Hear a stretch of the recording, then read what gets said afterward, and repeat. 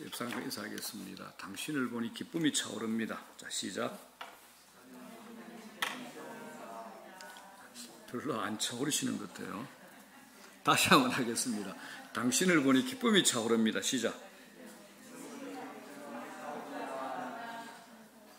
예, 감사합니다. 자, 내 인생의 중심축은 어디라는 제목으로 말씀 전합니다.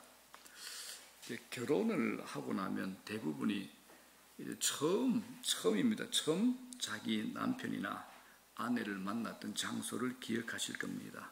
왜냐하면 바로 그 만남을 통해서 자기 인생이 완전히 달라졌기 때문입니다.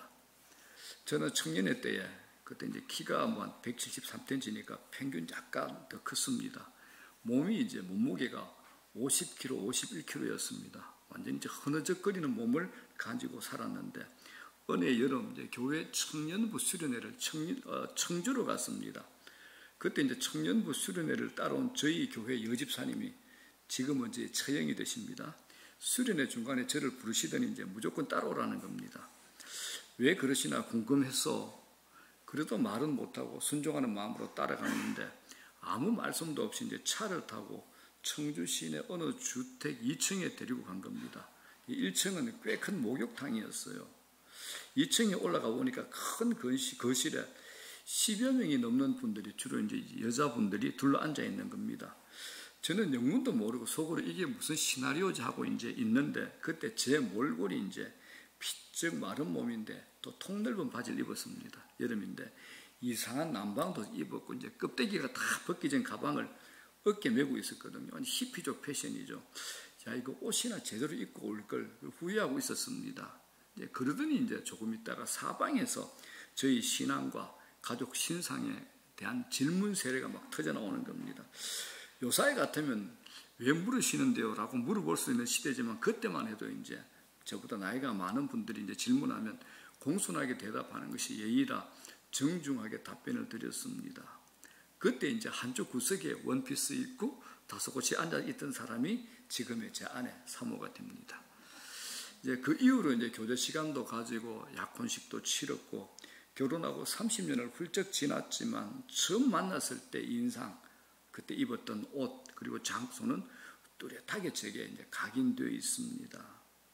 집사람이 지금도 하는 말이 그때 처음 봤을 때 제 모습은 무조건 예선 탈락이었다고 합니다. 그런데 이제 긍휼의 마음으로 저를 구원해줬다, 구제해줬다 이제 웃으면서 이제 말하곤 합니다. 자, 이런 만남의 스토리는 저뿐만 아니라 누구라도 흥미롭고 흥분되게 할 수 있을 것입니다. 그런데 실제로 우리가 부부끼리 만나는 것보다도 훨씬 더 제일 중요한 게 있습니다. 그건 예수님과의 만남입니다. 예수님과의 만남입니다. 우리가 예수님을 제대로 만날 수 있기만 하면 어떤 문제도 해결함을 받을 수 있습니다. 어떤 문제라도. 예수님은 하나님으로서 우리의 모든 것을 다 알고 계십니다. 우리 속에 모든 것을 어떤 생각을 하는가도 알고 있습니다. 그분의 아심은 초경험적입니다. 우리는 보고 듣고 사귀어 봐야 알게 됩니다. 그러나 예수님이 우리를 알고 계신다는 것은 그런 조건적인 것이 아닙니다. 사실 하나님이 모든 것을 알고 계신다는 것을 우리 사람이 설명하기에는 불가능합니다.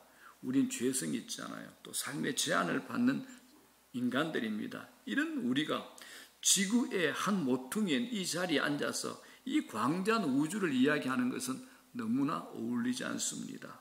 그리고 하나님께서 전부를 아신다 그러면 하나님이시니까 그럴 수 있겠다라고 수긍도 할 수 있습니다. 그러나 제가 놀랍게 여기는 것은 하나님의 능력은 너무나 작고 하찮은 것도 완전하게 알고 계신다는 겁니다. 저는 하나님이 누구보다 저를 확실하게 완전히 잘 아신다고 믿습니다. 한번 생각해 보십시오. 제가 인터넷에 가봤더니 지금 세계 인구가 거의 한 79억 8천 정도, 80억에 육박해요. 저는 80억분의 1입니다. 이 앞에 이제 동전 80억 개를 이제 쌓아놓았다고 한번 생각해 봅시다. 동전 80억 개. 뭐 교회 꽉 차고도 넘겠죠. 그 가운데 동전 한 개만큼 미미한 저는 실제적으로 없는 것과 마찬가지입니다. 그럼에도 불구하고 하나님께서 저를 세밀히 아신다고 말씀하시니 이건 신비 중에 신비가 아닐 수가 없습니다. 오늘 본문 말씀이 바로 이런 말씀입니다. 빌립이라는 약삭빠르고 계산에 능한 청년이 예수님을 만났습니다. 그 다음에 이제 자기 친구 중에 유식하고 똑똑한 나다나엘이라는 친구에게 예수님을 증거합니다. 그리고 친구 이 나다나엘을 데리고 예수님께로 가는 겁니다. 예수님이 나다나엘이 오는 것을 보았습니다. 그리고 이제 이해하기 어려운 말씀을 예수님께서 이렇게 하시는 겁니다. 47절 시작. 예수께서 나다나엘이 자기에게 오는 것을 보시고 그를 가리켜 이르시되 보라 이는 참으로 이스라엘 사람이라 그 속에 간사한 것이 없도다. 여기에서 보라 이건 감탄사죠. 야, 저 젊은이 이렇게 말하는 것과 같습니다. 주님께서 여러분 왜 그렇게 감탄하셨을까요? 나다나엘의 깊은 내면을 뚫어보시고 그 마음에 간사함이 없는 진실한 사람임을 아셨기 때문입니다. 나다나엘이 이렇게 되니까 깜짝 놀라죠. 그래서 어떻게 나를 아십니까? 라고 묻습니다. 그런데 예수님의 대답은 나다나엘을 더 놀라게 만듭니다. 48절 시작. 나다나엘이 이르되 어떻게 나를 아시나이까? 예수께서 대답하여 이르시되 빌립이 너를 부르기 전에 네가 무화과나무 아래에 있을 때 보았노라. 빌립이 너를 부르기 전에 네가 무화과나무 아래에 있을 때부터 나는 너를 알았다라고 하십니다. 이 한마디에 그 똑똑하던 나다나엘이 그만 폭삭 꼬꾸러지고 맙니다. 친구 빌립에게 끌려 예수님을 만나러 올 때만 해도 속으로 예수가 뭐 그리 대단한 인물이겠느냐라고 생각했을지 모릅니다. 그러나 막상 만나보니 예수님은 자기의 내면을 훤히 꿰뚫어 보실 뿐만 아니라 자기가 무화과나무 아래에서 혼자 앉아 있었던 사실까지도 다 알고 계신 겁니다. 이 현실에 나다나엘은 주저하지 않고 무릎을 꿇고 이렇게 고백을 합니다. 49절 다 같이 시작. 나다나엘이 대답하되 랍비여 당신은 하나님의 아들이시요 당신은 이스라엘의 임금이로소이다. 우리는 예수님과 나다나엘의 만남을 통해 비록 이것이 짧은 대화임에도 불구하고 예수님의 전지전능하심이 어느 정도인지를 파악하게 됩니다. 예수님은 나다나엘에게 간사함이 없다라고 말씀하셨습니다. 여러분, 간사함이 무엇을 뜻합니까? 우리가 가끔 듣는 이 말은 결코 좋은 인상과 좋은 뜻을 주는 말은 아닙니다. 이 말은 고기를 낚는 낚시꾼의 행동으로 표현하기도 합니다. 여러분, 낚시꾼의 입장이 아닌 고기의 입장이 한번 돼보십시오. 낚시꾼은 고기가 미끼를 물도록 온갖 재주를 다 부립니다. 미끼가 마치 살아있는 먹이처럼 보이려게 하려고 별의별 요령을 다 사용하죠. 그리고 끈질기게 앉아 있습니다. 낚시꾼들은 그죠. 어떤 때는 한 마리도 못 잡는데 12시간씩 앉아 있기도 합니다. 이 고기 입장에서 보면 어떤 겁니까? 사람이 간사한 거죠. 예수님은 나다나엘을 보시자마자 간사함이 없는 진실한 사람인 것을 알게 되셨습니다. 알아보셨죠. 47절 뭐라 그럽니까? 보라 이는 참으로 이스라엘 사람이라 그 속에 간사한 것이 없도다. 여기서 이제 간사하다는 말과 이스라엘이라는 말을 비교하고 있습니다. 여러분, 이스라엘은 누구의 이름입니까? 창세기 야곱 이름이죠. 야곱이 하나님 만나고 난 다음에 얻은 새 이름입니다. 그렇기 때문에 예수님은 나다나엘을 만나 하신 이 말씀의 의미가 분명히 있습니다. 나다나엘은 야곱 같은 형태의 인간이 아니라 이스라엘 같은 형태의 인간이라는 말씀입니다. 성경의 인물 가운데 위대한 사람이라고 인정을 받는 사람 중에 간사한 자, 간교한 자, 그러면 단번에 누가 떠오릅니까? 야곱이 떠오릅니다. 그는 처음부터 자기 형을 속여 장자권을 가로채죠. 외삼촌도 속입니다. 그 당시 최고의 장사꾼, 권모술수가 능한 외삼촌 라반 같은 사람도 5, 6년이 지난 다음에야 자기가 속은 줄 알 정도였으니 야곱은 사람을 속이는 재능이 타고났던 것 같습니다. 그런데 잘 속이는 사람도 결국 자기가 속게 마련입니다. 야곱 자신도 장인에게 속죠. 나중에는 자기 아들들에게도 속게 됩니다. 그러나 이런 야곱이 나중에 하나님을 만나고 나서는 이스라엘로 바뀝니다. 간사한 사람이 진실한 사람으로 바뀐 겁니다. 오늘 말씀에도 멀리서도 사람의 생각까지 전부 알고 계시는 하나님이신 예수님이 나다나엘의 마음에 간사함이 없다는 것을 미리 알아보시고 참 이스라엘이라고 하셨습니다. 자, 그러면 이제 우리가 이런 질문을 할 수 있죠. 그렇다면 여러분, 주님이 우리 마음을 보시면 뭐라고 하실까요? 우리 마음을 보시면 뭐라고 하실까요? 인간은 어느 정도의 차이가 있지만은 누구나 다 간사한 데가 있습니다. 저의 생각 안에 없겠습니까? 정결하려고 몸부림치지만 어느 때는 제가 저한테 흠칫 놀랄 때가 있습니다. 그래서 제가 저한테 손가락질을 합니다. 네가 그러고도 하나님이 맡기신 양을 돌보는 목사냐라고 제가 저한테 손가락질 할 때도 있습니다. 사람 안에는 어떤 목적을 달성하기 위해서는 옳지 않은 수단인 줄 알면서도 눈 하나 깜짝이지 않고 사람을 간사하게 속이는 구석이 있습니다. 인간에게는 누구나 야곱처럼 간사한 기질이 있기 때문에 거짓말하지 않고 사는 것은 대단히 어려운 일입니다. 우리가 어떤 사람을 두고 간사하다는 말을 하려면 적어도 몇 년은 사귀어 보셔야 됩니다. 경험적인 지식이 필요하다라는 겁니다. 그러나 예수님은 그렇지 않습니다. 내가 아무리 내 마음속 깊은 곳에 있는 나만의 금고에 숨겨놓은 비밀이라 할지라도 하나님이신 예수님은 꿰뚫어 보시듯이 정확하게 우리를 다 보고 계십니다. 우리는 행동하는 것만, 겉으로 드러난 것만 죄인 줄 아는데 생각의 죄도 분명히 죄입니다. 모든 죄의 시작과 출발점은 생각에서부터 시작이 됩니다. 이 시대가 이렇게 악한 것은 생각이 악하기 때문에 그렇습니다. 하나님이 우리의 생각도 알고 계심을 성경은 분명히 얘기합니다. 자, 시편 139편 다 같이 시작. 주께서 내가 안고 일었음을 아시고 멀리서도 나의 생각을 밝게 아시오며 나의 모든 길과 내가 눕는 것을 살펴보셨으므로 나의 모든 행위를 익히 아시오니. 그분은 우리의 안고 일었음을 아십니다. 멀리서도 나의 생각을 다 알고 계십니다. 여러분 생각하는 것, 우리 생각하는 것 하나님 다 알고 계십니다. 그러면 마귀는요? 마귀는 우리의 생각을 압니까? 마귀는 우리의 생각을 압니까? 모릅니까? 모릅니다, 여러분들. 마귀는 우리의 생각과 미래를 모릅니다. 우리가 하는 행동과 말을 통해서 우리의 약점과 습관을 알고 있죠. 그것으로 예측하고 공격하는 겁니다. 마귀는 창조주 아닙니다. 마귀는 피조물입니다. 그래서 모든 것을 다 알고 있고 모든 것을 다 하실 수 있는 전지전능하신 하나님의 능력에는 근처에도 갈 수 없는 피조물이 마귀입니다. 그래서 예수님을 모시고 사는 우리들에게 마귀에게 협상하라, 마귀야 피해라, 이게 아닙니다. 너희는 마귀를 대적하라라고 하는 겁니다. 자, 야고보서 4장 7절입니다. 다 같이 시작.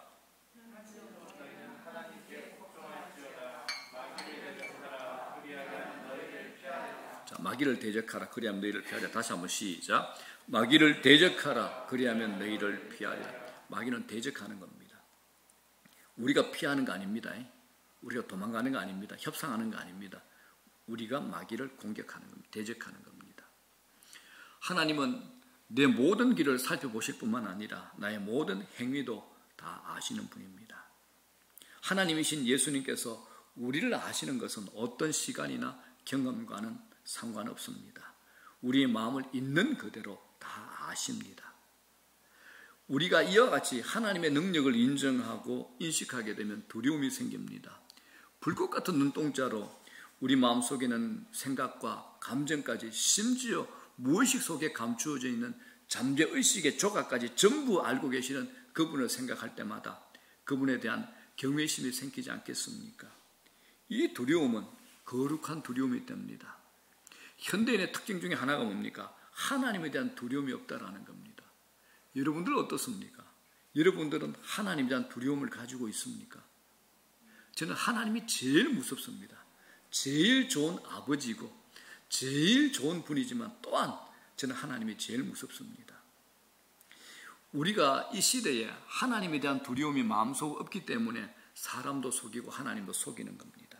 사람을 속이는 데 성공하면 하나님까지 속아 넘어가신 것으로 착각을 하는 것이 현대인들입니다. 하나님은 우리의 생각뿐 아니라 무의식까지도 통찰하고 계십니다. 그래서 우리가 거룩함을 가지기 위해서는 하나님을 향하는 경외, 이 두려움을 가지셔야 되는 겁니다. 고린도후서 7장 1절은 이렇게 얘기합니다. 다 같이 시작. 그런즉 사랑하는 자들아, 이 약속을 가진 우리는 하나님을 두려워하는 가운데서 거룩함을 온전히 이루어 육과 영의 온갖 더러운 것에서 자신을 깨끗하게 하자. 아멘. 내 마음 깊은 곳을 꿰뚫어 보시는 하나님에 대한 거룩한 두려움이 없으면 우리는 우리 마음을 진실하게 하려는 노력을 할 수 없게 됩니다. 이 시간 한번 자신을 돌아봅시다. 하나님이 두려워서 마음에 거짓을 품다가도 포기해버리고, 하나님이 두려워서 남을 속이려다 멈칫하고, 하나님이 두려워서 악한 생각에 끌리다가도 돌아서는 사람이십니까? 그런 분들이 되셔야 됩니다.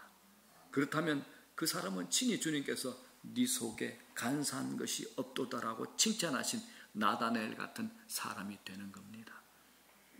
여러분, 하나님께서 우리 마음속을 아신다는 사실은 우리에게 두려움을 주실 뿐만 아니라 능력과 힘 그리고 용기가 됩니다. 나다나엘은 예수님이 자기를 알아주신다는 사실에 얼마나 큰 힘이 되겠습니까? 주위를 보면 진실하게 살려고 하는 사람들이 왕따를 당하는 경우가 많습니다. 실제로 정직하기 때문에 손해를 보는 사람이 많이 있습니다. 어떻게 보면 이 세상은 신실한 그리스도인들은 설당이 없는 것처럼 보입니다. 간교하고 남을 잘 이용하고 속일 수 있는 자들만 살아남는 것 같습니다. 그러나 우리에겐 기준이 있습니다. 세상의 법과 도덕을 초월한 영원히 변치 않는 하나님의 말씀이 기준이 됩니다. 하나님이 아니다 하신 것은 아닌 겁니다. 사회 통념상 괜찮은 것 같은데 하나님이 내 마음 안에서 그것은 아니야 라고 하실 수 있습니다. 그건 성령을 통해서 그 상황 가운데 하나님께서 내게 말씀하시는 겁니다. 그것에 순종할 때 사람들은 몰라주어도 우리 주님은 알아주신다는 사실입니다. 우리가 때로는 간사한 사람들에게 손해를 보기도 합니다. 그러나 주님께서 이 모든 사실을 다 알고 계십니다. 전지전능하신 분이니까요. 그렇기 때문에 주님께서 기뻐하시면 우리에게 넘치게 보상해 주신다는 사실을 믿으시기를 바랍니다. 이 믿음을 하나님이 기뻐하십니다. 자, 말씀으로 제가 증명해 볼게요. 시편 32편 2절입니다. 자, 다 같이 시작. 마음에 간사함이 없고 여호와께 정죄를 당하지 아니하는 자는 복이 있도다. 왜 마음에 간사함이 없는 사람이 복이 있을까요? 하나님께서 알아주시기 때문에 그렇습니다. 하나님께서 알아주십니다.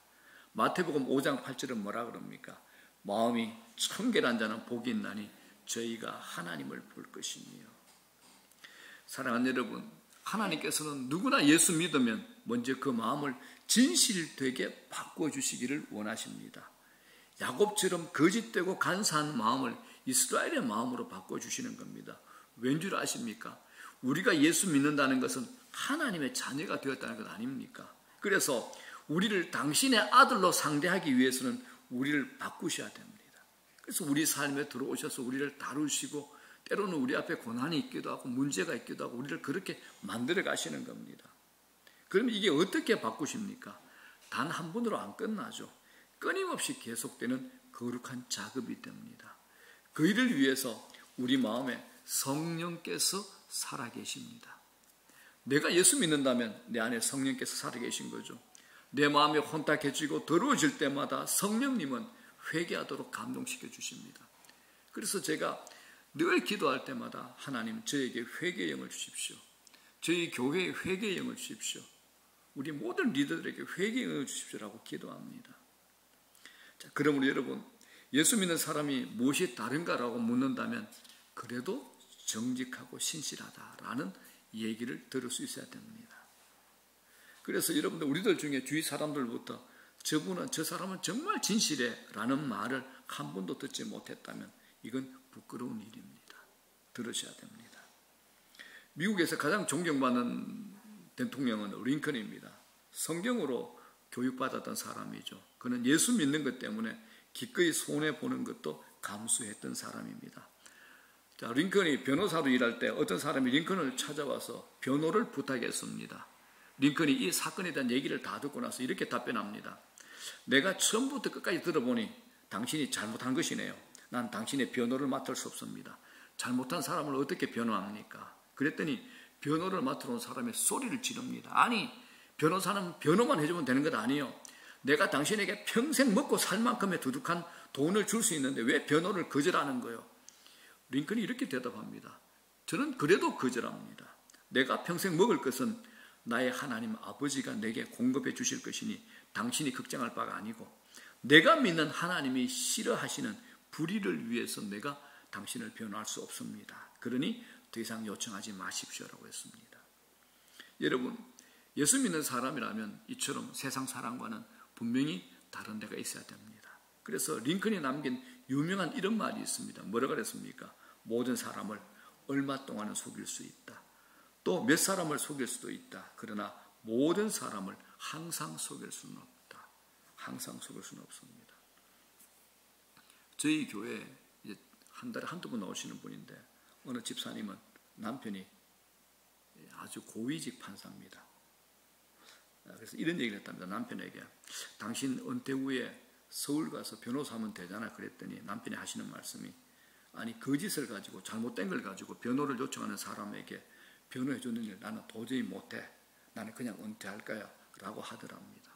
멋있죠, 여러분?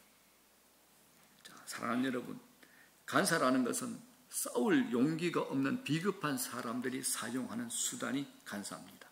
뒤에서 총질하는 거죠. 대신에 정직은 용기 있는 사람만이 가질 수 있는 덕목입니다. 온 천하가 거짓되어 속고 속이는 일들이 비일비재할지라도 나만은 정직하리라는 각오로 사는 사람이라면 그건 정말 용기 있는 사람이 됩니다. 일제시대에 그 암울한 시절에 한국의 새마을 운동을 일으키도록 만든 가난 농군학교의 김용기 장로라고 아실 겁니다. 일제시대 그 살벌한 시절에 이분이 17살 때, 고등학교 1학년 때 자기 방에 벽에 이런 걸 붙였습니다. 조국이여 안심하라. 17살 때 고등학교 1학년 시절에 조국이여 안심하라. 이 글을 써붙여놓고 하나님 앞에 평생을 신실하고 게으르지 않고 조국을 일으켰다고 다짐했다고 합니다. 얼마나 놀라운 분입니까? 우리는 여러분 매일매일 내 중심적인 삶의 축을 하나님 중심으로 옮기셔야 됩니다. 하나님 중심으로 옮기셔야 됩니다. 자, 두 번째입니다. 나다나엘은 기도하기를 좋아하는 사람입니다. 예수님이 나다나엘이 어디에 있다는 걸 보았다고 했습니까? 무화과나무 아래에 있을 때 보았다고 했습니다. 그렇다면 나다나엘이 왜 무화과나무 아래에 갔을까요? 성경을 보게 되면 무화과나무는 여러 가지 사실과 연관이 있는데, 본문이라는 학자들의 공통된 의견이 나다나엘이 기도하러 무화과나무 아래에 갔다라고 얘기를 합니다. 나다나엘은 피가 끓는 젊은이입니다. 자기 조국 이스라엘이 썩어가고 영적으로 부패해가는 것을 보고 가슴을 치는 젊은이입니다. 그래서 그는 하나님이 약속하신 의의 왕 메시아가 속히 오기를 마음으로 기대했던 사람입니다. 틈만 나면 하나님 말씀을 묵상하면서 기도하기를 좋아했습니다. 사랑하는 여러분, 하나님은 우리가 어느 때에 어디에 있든지 다 아십니다. 그러나 그 중에서도 특별히 우리에게 주목하시는 때가 있음을 아셔야 됩니다. 하나님이 우리를 특별히 주목하시는 때가 언제일까요? 남몰래 시간을 내어서 아무도 없는 곳을 찾아가 하나님을 향하여 마음을 열고 기도할 때, 그리고 말씀을 묵상할 때 하나님은 우리를 주목하십니다. 그때는 하나님께서 아주 관심 있게 지켜보십니다. 물론 주님은 나다나엘이 집에 있을 때나 고기를 잡고 있을 때도 알고 계셨습니다. 그런데 왜 하필이면 무화과나무 아래에 있을 때 그를 보았다고 하실까요? 그 이유가 분명히 있습니다. 무화과나무 아래는 그가 하나님을 특별히 찾고 있는 시간이요, 하나님과 교제하는 장소이기 때문에 그렇습니다. 하나님은 우리를 아십니다. 어디에 있든지 다 아십니다. 하나님 앞에 숨을 곳은 어디에도 없습니다. 그러나 특별히 하나님이 우리를 아시고 인정하는 자리가 있습니다. 바로 무화과나무 아래입니다. 우리에게 적용하면요, 기도의 자리입니다. 기도의 골방입니다. 내가 하나님을 찾는 기도의 자리를 하나님은 특별히 주목하여 우리를 바라보고 있습니다. 우리가 아무리 초라해 보여도 무화과나무 아래에 있을 때에는 대단한 존재로 하나님께서 우리를 대우해 주십니다. 어떤 자매는 예수님을 처음 믿을 때 하나님이 이 많은 사람들 중에 자기를 어떻게 알아보실까 걱정이 되었다고 합니다. 그래서 집에서 기도할 때 큰 소리로 하나님 우리 집 주소는요 하면서 서울 영등포구 여의도 등 무슨 아파트 몇 동 몇 호에 사는 누군데 주님 아시죠? 라고 이제 그리고 기도를 시작했다고 합니다. 예수를 처음 믿으면 이제 그렇게 기도할 수 있을 겁니다. 이 80억 인구 중에 이름조차 희미한 존재인 나를 하나님께서 어떻게 아실까 생각할 수 있습니다. 그러나 그건 하나님을 잘 몰라서 그렇습니다. 우리가 기도의 자리에 앉게 되면 하나님은 천하 사람들 중에 나 하나밖에 없는 것처럼 나를 상대해 주십니다. 나다나엘은 이스라엘의 수많은 젊은이 중에 한 사람이 지나지 않았지만 무화과 나무 아래에 있는 그를 하나님은 특별히 주목하시는 겁니다. 우리가 살고 있는 현대 문명의 특징이 뭡니까? 우리로 하여금 무화과 나무 아래로 가지 못하도록 발목을 붙들고 놓아주지 않는 겁니다. 다시 말하면 기도하는 거룩한 고독을 파괴하는 것이 현대 문명의 특징입니다. 예수 믿는 사람만이 즐길 수 있는 거룩한 고독이 있잖아요. 기도의 자리, 묵상의 자리. 그건 무화과나무 아래에 있을 때, 나 혼자 있을 때 거룩한 고독이요. 그곳에서 살아계신 하나님과 만날 때 느끼는 거룩한 고독이 됩니다. 이 거룩한 고독을 사탄은 스마트폰 같은 현대 문명을 이용해서 사정없이 공격하고 깨트려 버립니다. 이런 것에 빠지면 언제 무화과나무 아래 가겠습니까? 언제 성경 읽겠습니까? 어제까지 무화과나무 아래에 자주 가서 하나님께 기도하던 사람이 오늘 안 갈 수 있습니다. 어제까지 1시간 무화과나무 아래에 앉아서 기도하는 사람이 오늘은 10분으로 줄일 수 있는 어려운 상황에 우리 모두는 놓여 있습니다. 저는 A.W. 토즈라는 위대한 믿음의 선배가 한 말을 굉장히 좋아합니다. 다 같이 한번 읽어볼까요? 시작. 단순한 고독을 기르자. 날마다 세상을 떠나 은밀한 장소로 들어가라. 침실이라도 좋다. 주위의 소리들이 희미해지고 하나님의 임재가 느껴질 때까지 그 자리에 머물라. 아멘. 기도 안 하시던 분들이 처음 기도할 때 기도에 줄이 안 잡히잖아요. 그죠? 기도하고 앉았는데 가스불 껐다가 카드 막았다가 친구 만났다가 시어머니 만나러 갔다가 기도 중에 온갖 거 다 합니다. 기도 줄이 안 잡힙니다. 그러나 끝까지 앉으셔야 됩니다. 주위의 소리들이 희미해지고 하나님의 임재가 느껴질 때까지 그 자리에 머물러 있어야 되는 겁니다. 그래야지 기도가 깊어지고 넓어집니다. 요사이 저희 새벽기도에 멀리 계시는 분들이 새벽기도에 참석하는 분이 있습니다. 대중교통을 이용해서 인천에서 오시는 분도 있습니다. 대중교통 이용해서요. 인천에서 오시는 분도 있습니다. 이분들은 매일 새벽 무화과나무 아래의 은혜를 누리고 하나님의 세미한 음성을 듣고 갑니다. 사랑하는 여러분, 우리가 왜 은밀한 장소로 들어가서 주님이 말씀하시는 음성에 귀 기울이고 기도하는 법을 배워야 됩니까? 바로 그 시간이 하나님께서 우리에게 제일 깊게 사랑과 관심을 가지고 바라보는 시간이기 때문에 그렇습니다. 주님이 나를 만지시는 것 언제 체험합니까? 바로 기도의 자리 무화과나무 아래에 있을 때 그렇습니다. 무화과나무 아래를 자주 찾는 사람에게 주님은 이렇게 큰 굉장한 축복을 약속하십니다. 50절 시작. 예수께서 대답하여 이르시되 내가 너를 무화과나무 아래에서 보았다 하므로 믿느냐? 이보다 더 큰 일을 보리라. 이건 주님의 약속입니다. 진실하기를 원하는 사람, 시시때때로 무화과나무 아래를 찾아가서 하나님 만나기를 원하는 사람은 더 큰 일을 볼 것이라고 약속하셨습니다. 그렇다면 더 큰 일이 뭘까요? 51절입니다. 시작. 또 이르시되 진실로 진실로 너희에게 이르노니 하늘이 열리고 하나님의 사자들이 인자 위에 오르락 내리락 하는 것을 보리라 하시니라. 자, 이 말씀이 어디에 나옵니까? 창세기 야곱의 인생에 나오죠. 창세기 야곱이 형을 피해서 아버지 집을 떠나 외삼촌 집으로 가던 중에 베델에서 사다리 위에서 천사가 오르락 내리락 하는 것을 본 장면과 동일합니다. 이스라엘에는 나그네 환대법이라는 게 있습니다. 그래서 나그네는 절대 노숙을 하면 안 됩니다. 왜요? 체면 문화 때문에. 그런데 야곱은 지금 혼자입니다. 이 세상에 처절하게 혼자라는 겁니다. 이때 하나님이 드디어 공식적이고 공개적으로 야곱의 인생 속에 찾아온 겁니다. 여러분, 사닥다리는 내려오기 위해서 필요한가요? 올라가기 위해서 필요한가요? 올라가기 위해서 필요한 거죠. 그런데 하나님의 사자들은요, 내려오기 위해서 사용하는 겁니다. 이 말은 야곱의 인생에 하나님께서 개입하셔서 길을 열어주시고 끝까지 책임지신 것처럼 예수님께서도 나다나엘에게 너 간삼이 없구나. 기도하는 네 인생에 내가 평생 동행하고 인도하고 책임지겠다라는 약속을 하신 겁니다. 우리 모두가 때로는 기도 중에 이런 환상을 볼 수 있기를 주의 이름으로 축원합니다. 이런 약속을 받으셔야 됩니다. 자, 이제 말씀 정리합니다.